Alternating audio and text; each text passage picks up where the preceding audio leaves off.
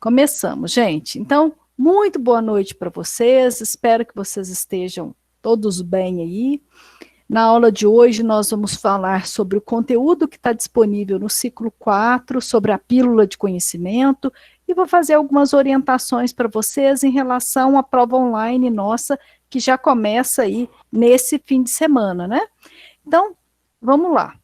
Em primeiro lugar, ciclo 4. O que nós estamos trabalhando aí no ciclo 4? Nós estamos falando sobre as tecnologias da inteligência como ferramenta no âmbito profissional. Ou seja, é aquele momento em que as tecnologias ampliam a nossa possibilidade. Lembra que nas outras aulas eu falei, olha, a tecnologia sozinha não muda a nossa forma de trabalhar, não muda a nossa capacidade, elas ampliam os nossos braços, as nossas condições de fazer as coisas. Elas não nos tornam mais inteligentes, né? Elas nos dão condições de buscar isso. E como que isso tudo funciona no âmbito profissional? Existem diferentes tipos de softwares, de tecnologias, que nós vimos nesse ciclo 4, e nessa unidade o objetivo foi sintetizar as que são mais utilizadas, tanto no nosso meio educacional quanto profissional. E como que elas trabalham, como que a gente pode trabalhar aí de forma cooperativa. Então, o que nós vimos nesta unidade 4, né? E que são questões que ficam marcantes para a gente aí, que a gente precisa refletir muito sobre isso. Na verdade, a gente vive refletindo o tempo inteiro quando o assunto é tecnologia, né, gente? Mas vejam alguns pontos que eu levanto para vocês nessa unidade. A questão da fluidez e da modernização. O quanto essa ideia de fluido a gente já tem conversado desde o início da disciplina, né? Desde lá do comecinho, quando eu dei para vocês lá o vídeo do professor Leandro Carnal, o vídeo do filósofo e sociólogo Zygmunt Bauman, quando ele fala da fluidez, tudo que é líquido se desmancha no ar, é amor líquido, modernidade líquida, ou seja, essa modernização que nós temos hoje faz com que tudo suma pelas nossas mãos de forma muito rápida. Hoje eu estou capacitado para um determinado contexto, amanhã eu não estou mais. Por quê? As tecnologias de hoje vão estar obsoletas amanhã. Isso é uma ameaça para a gente no âmbito profissional. Então, vocês hoje estão aqui se capacitando, se formando, e pode ser que quando vocês concluírem o ensino superior, muitas das tecnologias que existem hoje não vão estar nem disponíveis aí no mercado. Pior ainda, gente, profissões que nós vamos encarar no futuro que nem existem hoje, né? Então, algum tempo atrás, existiam os digitadores. Quem hoje contrata um digitador para digitar as coisas? A cada vez as profissões vão se modernizando, muito relacionado com essa evolução das tecnologias. E isso faz com que nós tenhamos desafios cada vez maiores com essas novidades. Então, nós precisamos nos preparar para o uso das tecnologias e não para o uso de uma tecnologia, né? Eu não vou me preparar para usar um software de autoria. Eu preciso saber que existem softwares de autoria. E aí eu vou analisar a forma de trabalhar com ele. Se a gente for pegar no âmbito da música, vocês têm softwares de escrita de partitura. E daqui uns dias não vai ter mais. Se eu pegar aqui esses 15 anos que eu trabalho na educação à distância, só aqui dentro do Unis, contando a experiência minha de AD antes de entrar no Unis, eu acho que eu devo ter conhecido pelo menos um software de webconferência, no mínimo por ano. Ou seja, nós já experimentamos aí pelo menos 15 softwares de webconferência, né? Ou seja, aqui a gente tem o Meeting, agora a gente tem aí o Zoom, a gente tem aí o Collaborate, a gente teve vários outros softwares aí no meio do caminho, que hoje em dia eles nem existem mais, nem estão disponíveis no mercado mais, né? Então, isso vai acontecer no nosso dia a dia. Quando eu comecei a trabalhar em projetos, lá no PCP de uma indústria, a gente trabalhava com MS Project, a gente trabalhava com planilha Lotus, né? Hoje em dia, ninguém mais escuta falar em Lotus. Hoje em dia usa-se o Excel, o Google Planilhas, outras ferramentas de planilha, outras ferramentas de trabalhar com projetos, de fazer a gestão de projetos. Mas algum tempo atrás, eu não estou falando nem de muitos anos atrás, né? Então, se a gente for pensar até mesmo as redes sociais, quem tem um pouquinho mais de idade, eu vou falar um pouquinho mais de idade, considerando a minha idade, que eu tenho 43 anos, eu conheci o Orkut. Quem mais está aqui na sala que conheceu o Orkut? Que lembra do Orkut? Rede social é uma coisa moderna, não é? Há pouquinho tempo atrás a gente começou a ouvir falar de redes sociais, mas Orkut, a Natália lembra, né, Natália? Eu lembro. Então, e agora, olha para vocês verem, se a gente lembra, quem mais? Só nós três que lembramos? Márcia também lembrou, Mauro também lembrou, vocês estão entregando a idade, vocês estão conscientes disso? Eu tô com 31 anos, Então, olha para você ver, não é uma coisa antiga, né, gente? Olha para você ver. E agora eu vou mais para trás ainda. Quem lembra do Yahoo Messenger? MSN. Eu também. ICQ, aquele. Vocês lembram daquele barulhinho? Ai, gente, aquilo lá fica na cabeça até hoje. Vocês lembram, Nossa, né? Senhora. Gente, isso faz muito tempo? Não faz. A modernidade, a liquidez, a fluidez como as coisas têm acontecido é muito rápido. Isso no âmbito profissional também tem sido assim. Então, o que acontece? A gente acaba sendo desafiado o tempo todo para que nós possamos nos preparar para aquilo que vem de novo. Então, em alguns momentos, alguns de vocês me perguntam, mas, professora, você não vai me ensinar a trabalhar com software de projetos, com software de RH, ou com software de escrita de partitura, ou com software com Excel? Não, não vou. Sabe por quê? Pode ser que daqui uns 20 dias, daqui um mês, esse software não exista mais. Você precisa saber como que ele se configura, qual que é a característica dele e estar preparado para qualquer software que vier, né? Hoje em dia, a gente aprende uma linguagem de programação, você aprende a lógica, e as linguagens elas vão surgindo a cada dia. Hoje em dia, a gente já trabalha com linguagem de programação desde os pequenininhos, e não mais somente na faculdade, somente com o pessoal da área de TI. Então, isso tem evoluído muito, né? Então, o que a gente viu nessa unidade? Que existem softwares diferentes, existem os que são básicos. O que é um software básico? O Windows é um software básico. O Android, que é o sistema operacional do nosso celular, ou iOS, é um software básico. O Linux, né? O Macintosh, aí, são softwares básicos, ou seja, é a base para que o teu sistema funcione, né? Que mais que a gente tem? A gente tem os softwares de construção, que são, por exemplo, as linguagens de programação que servem para que a gente desenvolva os outros tipos de software. O que nos interessa nesse momento? Os aplicativos. O que são os softwares aplicativos? Eles são aqueles que são desenvolvidos com a finalidade educativa ou não necessariamente. Eles são utilizados, mas não desenvolvidos. Não só educativos. Vamos pensar num editor de textos, no Word ou no Google Docs, aí, por exemplo. Ele não foi feito para ser trabalhado no escritório ou para ser trabalhado no meio educacional. A gente passou a usar, a gente utiliza, mas ele não foi desenvolvido para isso. Por exemplo, se você pega um software aí, um software RM da vida, utilizado numa empresa, ele foi desenvolvido para aquilo, né? Ele foi desenvolvido para trabalhar a folha de pagamento, ele foi desenvolvido para trabalhar o ponto. Você tem aí um software de escrita de partitura, fugiu o nome aqui agora, tinha um tanto aqui. Você usa ele foi desenvolvido para aquela finalidade. É diferente daqueles que são utilizados para um determinado fim, né? E aí, dentro desses softwares de aplicativos, a gente tem tutorial, que antes era um caríssimo, absurdo você ter um tutorial.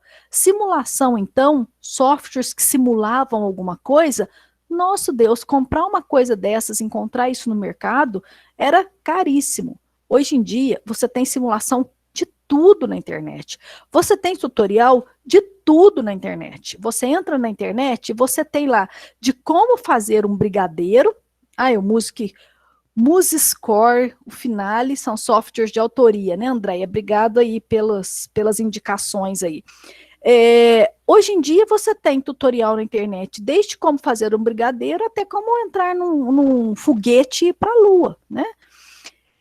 Então, isso foi evoluindo muito. Algumas tecnologias foram barateando, o acesso foi ficando mais possível e as possibilidades foram se ampliando aí para a gente, né? Os softwares de exercitação são os jogos de fazer exercício em cima de alguma coisa, jogos não, aqueles que você exercita um determinado assunto, múltipla escolha, investigação, por exemplo, as Wikipídias, os almanaques online que a gente tem, são softwares de investigação. E você tinha aí também a questão dos jogos. Qual que nos interessa disso tudo? A última categoria aqui, os que são abertos para ações diversas. É aqui que a gente usa as ferramentas no nosso meio educacional e profissional. Então, a gente tem o que a gente chama de software de autoria. Por que autoria? Porque você é o autor. Lembra que eu falei isso na outra aula? O que é ser autor? É ser capaz de falar sobre um determinado assunto, é ter autoridade sobre aquilo. O software de autoria vem em branco. Abra um editor de texto, o que você encontra lá? No máximo, alguns modelos de deixar a sua tela bonitinha, mas no final das contas ele está em branco, zero. Você é o autor. Uma apresentação, um PowerPoint, um Google apresentação, uma planilha, um Excel da vida, você vai abrir, está em branco. Você é o autor. Professora Simone. Sim. No último slide que você colocou, se você puder voltar, tem abertos para ação diversas. Isso. O que significa isso? Se puder me explicar mais aberto... Significa que ele não é um tutorial, ele não é de investigação, ele não é uma simulação. Um software de autoria, por exemplo, é um software para uma ação diversa. Um software, um e-mail, é um software que não se encaixa em nenhuma dessas categorias aqui. Ele é um software de comunicação. Um blog, ele não é um tutorial, não é uma exercitação, não é uma investigação, não é um jogo, ele é um blog, né? Então, além dessas categorias aqui, essas grandes categorias, a gente tem outros softwares que são para ações diferentes dessas. Quais são essas ações? Essas ações diversas que eu estou relacionando aqui, ó. Então, ele pode ser usado para editor de texto, para planilha, para apresentação. São muitas as categorias que se encaixam aqui. Por isso que ficou assim, ações diversas. Na verdade, esse termo não é um termo, não existe software aberto para ações diversas, né? Foi uma expressão que eu usei para explicar para vocês que dentro dos aplicativos existem tutoriais de exercitação, de investigação, de simulação, de jogos, de autoria, de realidade virtual, de blog, de comunicação, de wiki, ou seja, são outras ações para as quais ele serve. Ficou claro, Mauro? Ficou claro agora sim, professora. Muito obrigado. Beleza. Então, dentro de autoria, ele vem em branco. E aí, quais outras ações que a gente tem que esses aplicativos podem chegar para a gente? Os softwares de e-mail, por exemplo, para comunicação, os softwares de WhatsApp, os softwares de comunicação, o Hangout, são softwares utilizados para comunicação.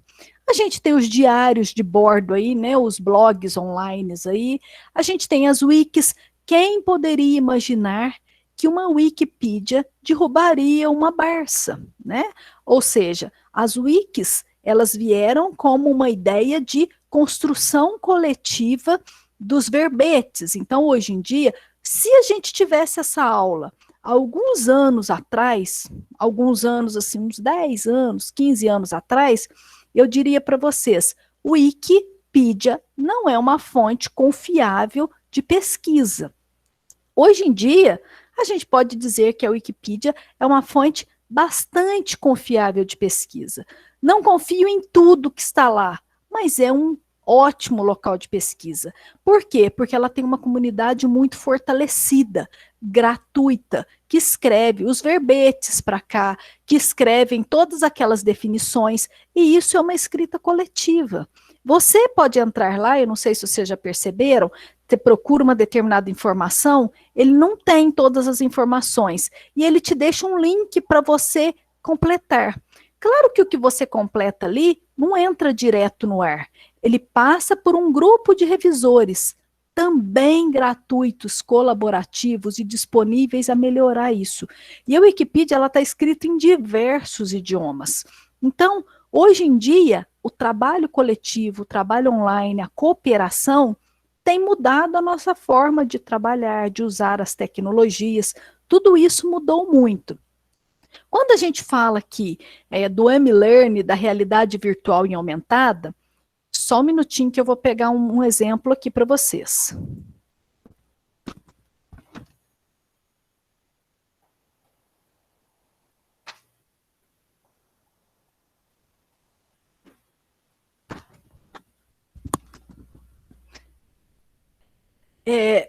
Hoje já tem muitos modelos aí na internet, né? Mas eu trouxe aqui para vocês, por exemplo, para vocês verem como que não é uma coisa nova.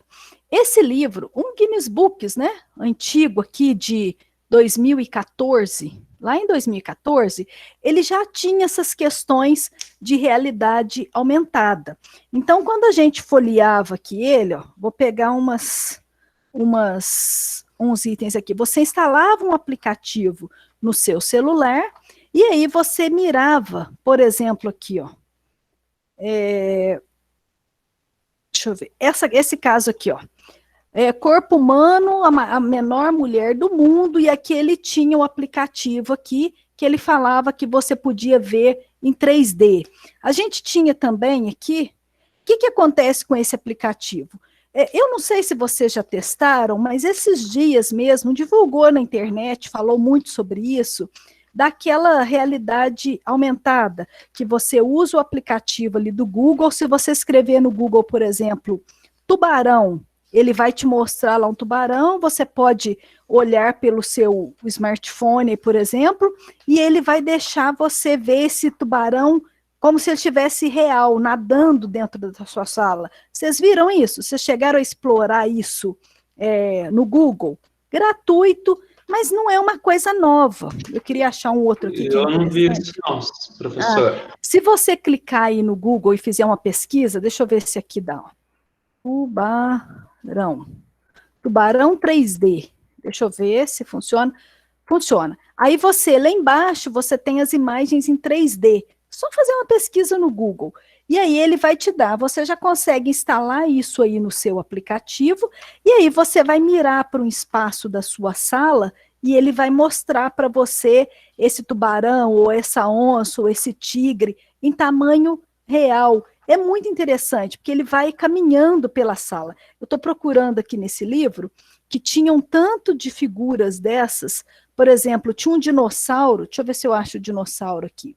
E era muito interessante porque você tem aquelas situações que ele, quer ver a maior mosca do mundo? Deixa eu ver esse aqui, a maior mosca, página 30 aqui do livro. Página 30. Se eu pegar aqui, por exemplo, e mirar o celular, o aplicativo, para essa página aqui, para essa situação, a aranha anda na minha tela, a mosca anda na minha tela, a cobra dá a impressão que ela está caminhando, que ela vai me dar o bote aqui em tamanho real. Então, é uma situação muito interessante, que antes a gente não tinha esses recursos, mas hoje isso é muito forte, já tem muito disso na internet. E como que a gente usa muito isso, a realidade virtual e aumentada, né? Não sei, vocês já viram até filme que as pessoas põem aquele óculosinho e elas têm a impressão de que estão em outros lugares, ela tem uma realidade virtual, e essa realidade aumentada, por exemplo, isso é muito utilizado maquetes de alguns filmes, de alguns prédios, onde você mira para aquela maquete e você vê o prédio, como que vai ficar aquela situação em tamanho real. Então, são simulações de realidades no qual você aumenta uma determinada visualização para o seu tamanho real. Vocês já assistiram aquele filme, olha eu fazendo a propaganda, Simone? O filme chama, você escreve assim, ó, S1M0NE. Escreve assim, ó, ao invés de pôr o I, você põe o 1, Simone.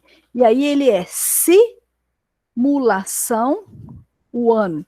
É a abreviação. Simone quer dizer simulação one. Com o Al Pacino, ele já, desde aquela época, é um filme que você acha aí é um filme antigo, não é um filme novo, não. E ele traz essa ideia da realidade virtual. Ou seja, não vou dar nenhum spoiler, mas é só a sinopse do filme. O Al Pacino, ele cria uma personagem, que é a Simone, que é uma cantora, que ela fica muito famosa. Mas, na verdade, ela não existe de verdade. Ela é uma realidade virtual. Mas ela fica tão famosa, mas tão famosa, que ela precisa aparecer para entrevistas, para shows, mas ninguém sabe que ela não é real, né? E aí vocês vão vendo essa situação toda se desenrolar no filme. Mostra, e é interessante você ver isso acontecer ali. Então, é um exemplo ali de realidade virtual, de realidade aumentada. Sobre os vídeos online, acho que a gente não precisa nem comentar, né, gente? O que nós somos hoje sem o YouTube, né? A todo momento você vai configurar uma televisão, você vai no YouTube. Você vai configurar um controle Não remoto. só o YouTube, né, professora Simone? Pois é, hoje tudo de vídeo online a gente está. Não só o YouTube, mas também Netflix, né? Exatamente. A questão do Netflix veio por essa necessidade nossa de uma demanda diferente para assistir quando a gente queria. Então, quando você pega Netflix, quando você pega YouTube, a própria questão dos TikToks hoje, que é só vídeo, né? Tudo tem essa relação com a nossa forma de aprendizado online, ou seja, M-Learn, Mobile Learn, né? Vem da ideia de aprendizado móvel. Então, foi possível ir incorporando isso no nosso dia a dia. Então, você não sabe fazer alguma coisa, você busca um videozinho no YouTube.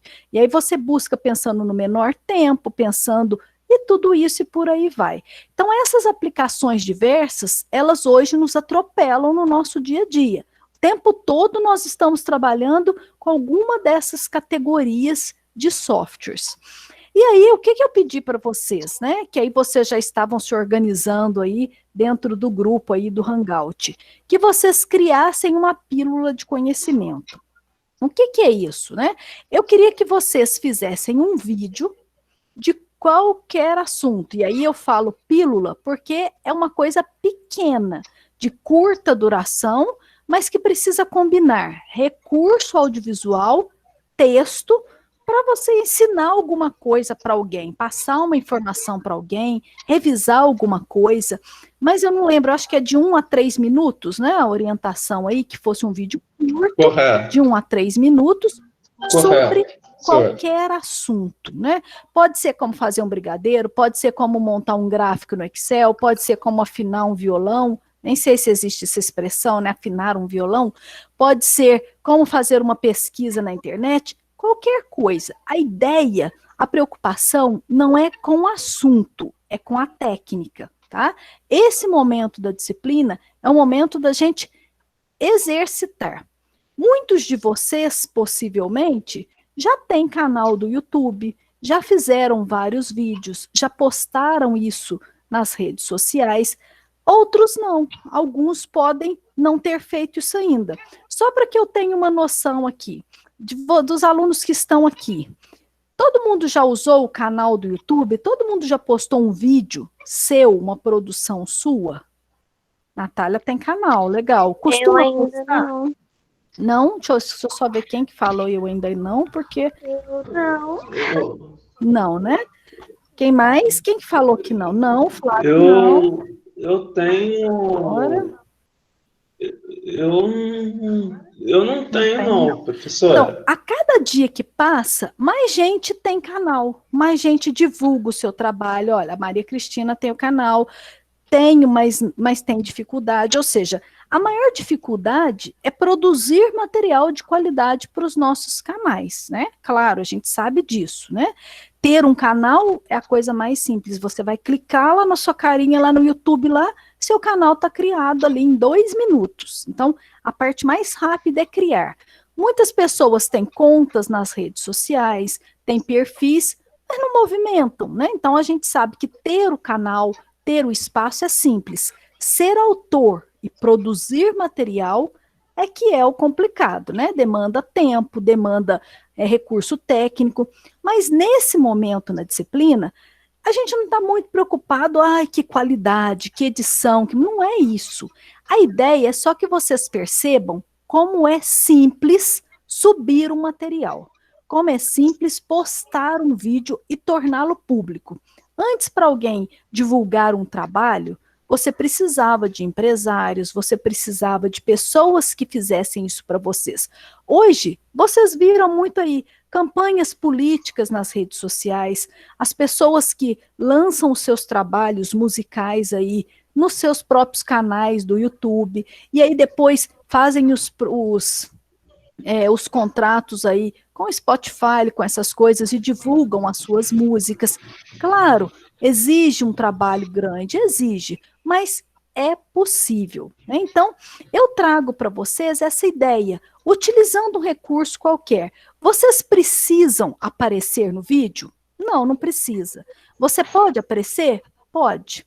Tem que existir áudio, mas o áudio precisa ser a minha voz? Não, pode ser uma narração, pode ser uma música. Cuidado com a música, porque se na hora de subir o vídeo, o YouTube entender que aquela música tem direito autoral, você põe no ar, ele tira teu vídeo, ele não deixa ir para o ar. Então você precisa ter cuidado com o som. Põe um fundinho qualquer, faça uma narração. Eu quero que vocês. Aí como que você pode fazer isso? Com o seu celular, filma você falando, filma você fazendo alguma coisa com a sua mão e você vai narrando aquilo, filma você mexendo um brigadeiro, filma você fazendo. Gente, é coisa simples, tá? Não precisa fazer edição, nada disso. Pode pegar do jeitinho que sair aí e postar, tá? Vai postar onde isso? Então a ideia aqui é vocês perceberem a facilidade de fazer isso, é perceber como é simples produzir alguma coisa e subir para um canal do YouTube, por exemplo, né? E aí, eu gosto muito de dar como exemplo para vocês, deixa eu só pegar o link.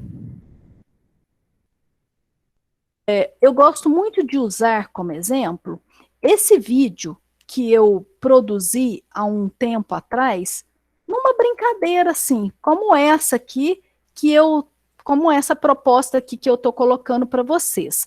Ou seja, esse link aí do YouTube foi um vídeo que eu fiz em 2007, numa disciplina com um professor, no qual eu tinha que falar sobre o processo de avaliação na EAD. E vejam, foi um vídeo sem intenção nenhuma de divulgação. Foi um vídeo exclusivamente para uma disciplina que eu fazia no mestrado lá em 2007. Mas se vocês derem uma olhadinha hoje, esse vídeo ele tem 230 mil visualizações. E não foi um vídeo impulsionado, foi um vídeo educacional no qual eu faço uma crítica ao processo de avaliação. Então, imagine se fosse um vídeo que eu tivesse o interesse de impulsionar. Imagine se fosse um material que eu tivesse interesse em divulgar como um material meu de divulgação do meu trabalho, por exemplo. Não é a minha área de trabalho, eu não falo sobre isso, eu não crio material para a internet, né? Então, não tenho interesse. Mas foi um material que ficou aí parado numa conta antiga minha e eu recebi tanto contato online das pessoas pedindo para usar esse material nos seus blogs na época, e é antigo, né? Que assim, isso surpreende a forma como você pode impulsionar um trabalho seu. E naquela época, esse vídeo foi um vídeo que eu fiz com PowerPoint, né? Não tinha ainda o Google Apresentação, foi só uma animação, e que animação que era essa? Cada slide tinha um bonequinho no movimento. Não tinha, a gente usava aqueles clip arts, não tinha um bonequinho com o braço para cima, no outro para baixo, braço para cima. Quando você punha um segundo cada vez correndo, aqueles bonequinhos davam a impressão de se movimentar. Hoje isso é ridículo, né? Porque hoje a gente já tem softwares de animação que fazem isso. Mas naquela época a gente não tinha. Então, assim, você parece difícil, mas é uma coisa tão simples e a gente pode fazer trabalhos tão legais nessa disciplina mesmo. Toda vez que eu proponho essa atividade, eu me surpreendo, porque, gente, vem cada coisa interessante que a gente fica delirando. Eu vou pegando e vou mandando para os coordenadores, assim, a única coisa que eu peço é que faça você mesmo, né? Não tem problema. Nossa, não sei editar, ficou o cachorro latindo no fundo, eu fiquei tremendo, ficou balançando. Não tem problema. O que eu quero? Que você seja autor, que você explique alguma coisa, que exista um áudio e que exista uma parte visual e que você suba para o YouTube. Não quero que ninguém veja. Quando você postar no YouTube, você coloca privado, ou seja, somente eu com o link vou acessar o seu material. Não tenho intenção de divulgar. Mas tem muita gente que gosta. E eu já tive muitos relatos de pessoas dizendo: nossa, depois que eu fiz aquele, empolguei, gostei, né? É isso. A ideia é essa, tá? É que vocês possam aí explorar e verificar como é simples fazer produções, né? Não estou falando da qualidade do que vai para o ar, mas ter um canal, disponibilizar material nesse canal é possível para todo mundo, tá? É só para que vocês possam testar. Não vão postar isso agora em lugar nenhum. Na nossa atividade 4, que vale 18 pontos, vocês têm aí uma questão aberta. A nossa única questão aberta é essa atividade 4. Acho que tem 2 questões abertas, não lembro. Essa questão aberta da atividade 4, eu peço que você poste o link dessa produção no YouTube. Ah, você fez em grupo com 5 pessoas aí. Todo mundo do grupo vai postar o mesmo link. Ah, mas nós fizemos o material, professora, e nós postamos no canal da Maria Cristina. Todo mundo vai postar o mesmo link do canal da Maria Cristina. Não precisa a Maria Cristina postar no canal dela, o José Carlos no dele, o Márcio no dele, o Mauro no dele, o mesmo vídeo. Não tem necessidade. Vocês discutiram o assunto, vocês entenderam como faz? Pronto, façam uma produção só e postem. A única coisa que eu preciso saber é que foi feito em grupo. Então, ali em algum momento do vídeo, ou lá embaixo, ou na postagem do vídeo, nos comentários lá embaixo do vídeo, vocês colocam: trabalho em grupo de fulano, beltrano, ciclano. Porque aí eu vou ver aquele mesmo vídeo 4 vezes e eu sei que foi feito pelos 4 alunos. É só isso que eu peço para vocês, tá bom? Bom, pessoal, esse então é o conteúdo nosso do ciclo 4. Eu vou comentar brevemente com vocês agora sobre a nossa prova online, que substitui a nossa avaliação presencial, né? Daqui uns dias a gente retoma as nossas questões presenciais, mas por enquanto nós estamos aí no formato online ainda. Então, nós estamos falando na nossa prova, nós vamos abordar algumas questões. Tecnologias da inteligência não, foi um descuido meu aqui de colocar esse item, porque tecnologias da inteligência foram abordadas agora, né? Na verdade, nós vamos falar só sobre os 3 primeiros itens. A nossa avaliação, ela é composta de 10 questões, lá no sistema Avalia, nós temos 2 questões abertas, 8 questões objetivas. Todas as atividades que estiverem abertas, elas vão ser avaliadas, gabaritos liberados, para que vocês tenham a ideia aí da nota que vocês já estão, até o dia 27. Então, até sexta-feira, tudo está liberado aí para vocês consultarem. Nossa prova é no Avalia, tá? Então, para quem vai fazer a prova pela primeira vez, outros já fizeram as provas no módulo passado, em outros módulos aí, vai acessar pelo painel acadêmico.unis.edu.br, lá no Avalia, o caderno de provas, todas as questões estão lá. A prova desta disciplina está no Avalia. Eventualmente, uma ou outra disciplina pode ter prova fora do Avalia. essa está no Avalia. Nenhuma questão pode ser encaminhada pelo ambiente virtual. Então, vocês vão acessar por lá. Diferente dos nossos formulários aqui, você pode abrir a prova no dia 28, sábado de manhã, ou a qualquer momento depois desse horário, e você pode fazer a sua prova até o dia 5, às 23h59, ou seja, de um sábado até o outro. O que você não pode fazer? Não pode deixar a prova aberta no navegador, porque as 4 horas elas são contadas com o navegador aberto, tá? Professora, eu entendi que esse vídeo é para atividade 4. Isso, para atividade 4, Natália. Mas tem uma data, mais ou menos. A atividade 4 vai ser liberada junto com o ciclo 5. Eu acho que é na segunda-feira, o dia 30, a gente já libera a atividade 4. Eu não tenho aqui de cor, mas eu já olho para você. E aí, o vencimento dela é para o dia 9 de dezembro, tá? Então, ela libera o dia 30, junto com o ciclo 5, o vencimento dela é o dia 9 de dezembro, junto com as outras atividades 4 de todas as disciplinas, né?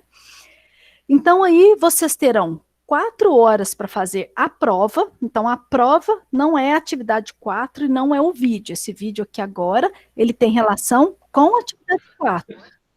A prova é corrida, professora? Se a gente parar com o navegador, a Para prova... de contar o tempo. Para de contar. Então, assim, o que é a sugestão? Você tem 3 ou 4 disciplinas para fazer. Abre o navegador, abre a prova, visualiza todas as questões, tira foto, sei lá, qualquer coisa que vocês quiserem. E aí, você vai gastar aí uns 20 minutos para fazer isso. Fecha o navegador. Pronto, você gastou 15 minutos e vai fazendo as suas questões. Terminei a prova de tecnologias de sociedade, já resolvi todas. Abre o navegador, volta nas questões, marca tudo. Gente, não adianta fazer no Word para copiar e colar. O sistema não aceita copiar e colar para lá. Você tem que digitar, tá? Então, elabore as suas respostas, volta lá. Como é que você salva as questões? Mudando de questão.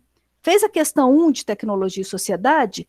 Passa para frente. Questão 2. A questão 1 está salva. Você pode fechar o teu navegador, que quando você voltar, o seu tempo continua contando a partir daquele momento e a sua questão foi salva. Digitou a questão aberta, fez o texto da questão aberta, colocou no Avalia, passa para frente. Avançou, o sistema vai salvar a sua questão. Faça um teste, abra um navegador, digita umas 3 palavrinhas dentro da questão aberta, avança. Fecha o navegador e volta para você ver. Você vai ver que o tempo parou de contar e que as suas 3 palavrinhas ficaram gravadas ali, né? Então, utilizem esse recurso para fazer uma prova com tranquilidade, mas não deixem para fazer no último momento. Imprevistos acontecem. Aí vocês podem ter situações de internet, eu não sei vocês, mas a minha internet, ela tem vontade própria.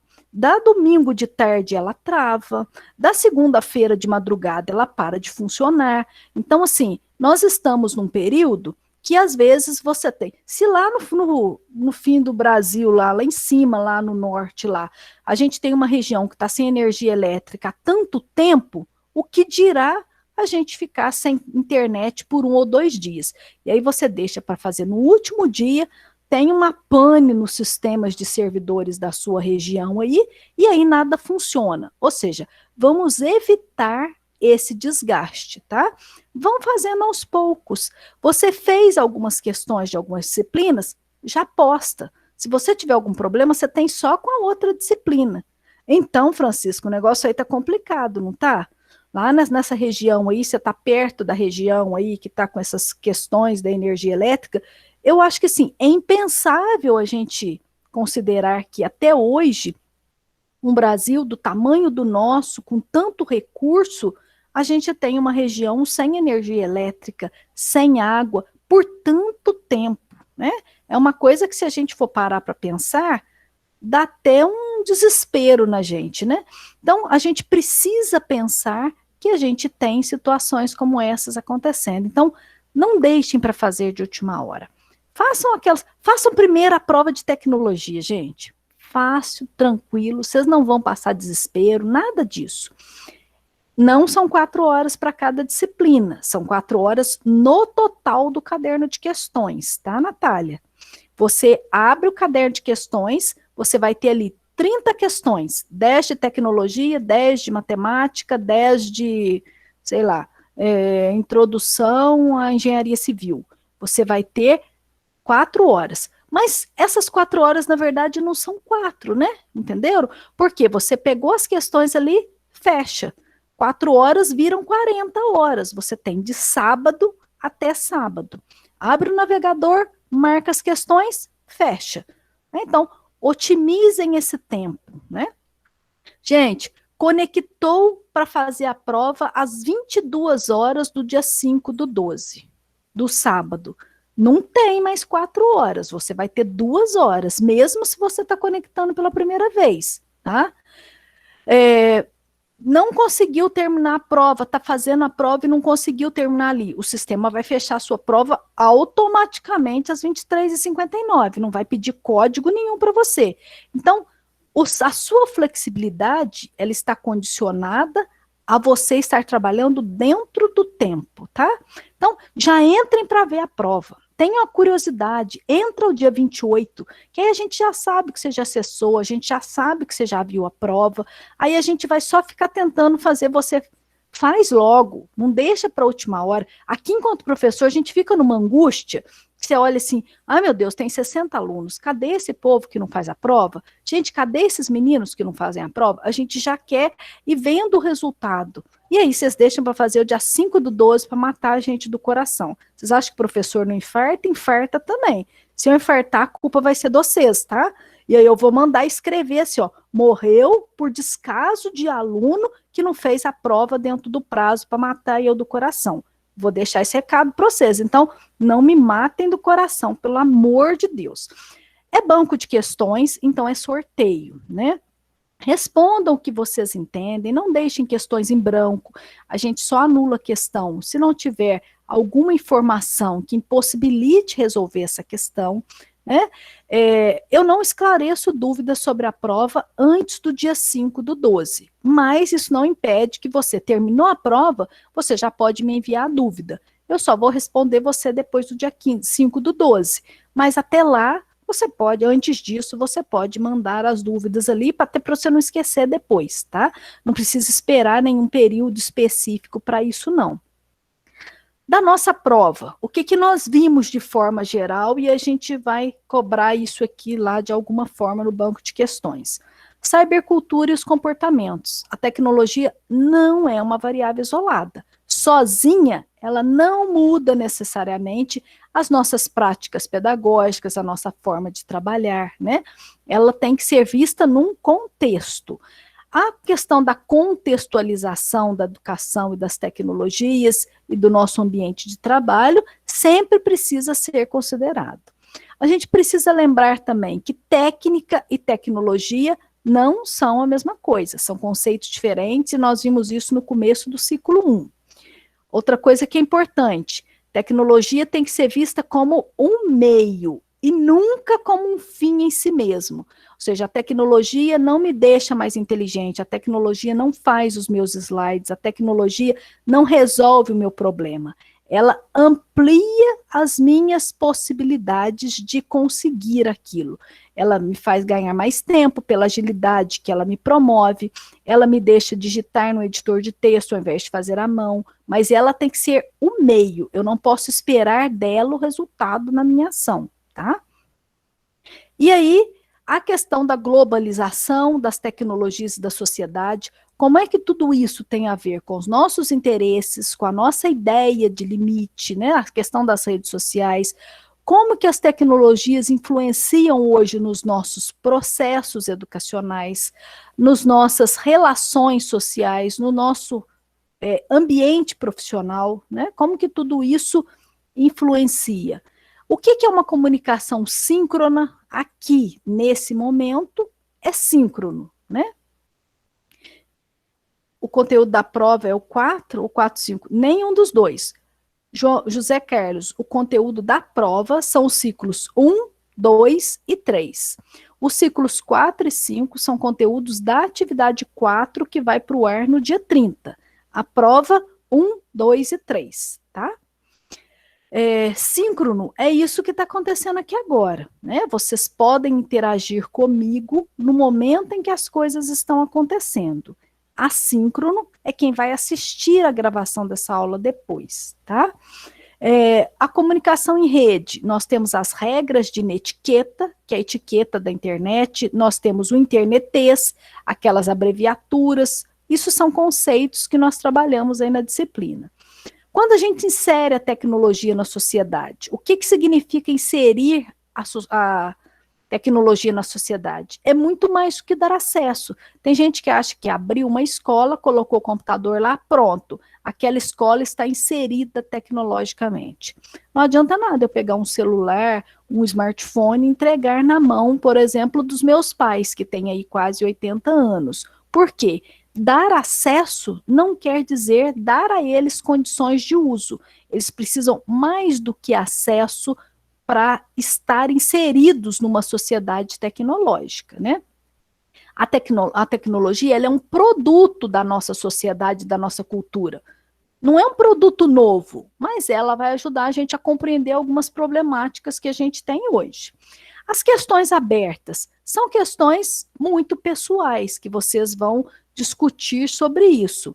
Ela tem relação aí com as profissões, com as mudanças, com as tecnologias, como as nossas profissões são afetadas pelo uso das tecnologias, quais são os desafios e as barreiras que a gente encontra aí no nosso dia a dia para trabalhar com as tecnologias.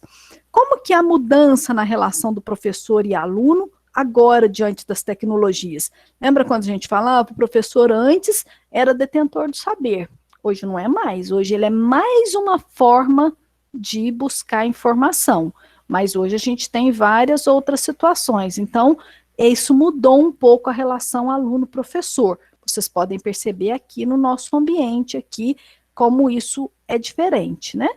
Então, esse é um resuminho da nossa unidade 4, da nossa avaliação online, que vai para o ar no dia 28, agora, sábado. Eu desejo a você sucesso nessas avaliações online, uma boa semana aí de estudos. Nosso ciclo 5 e atividade 4 é o assunto da nossa próxima aula, que também já está agendado aí, tá bom? É isso, tudo, gente. Desculpe a falação. Desejo a vocês aí tudo de bom. Para você também, professor.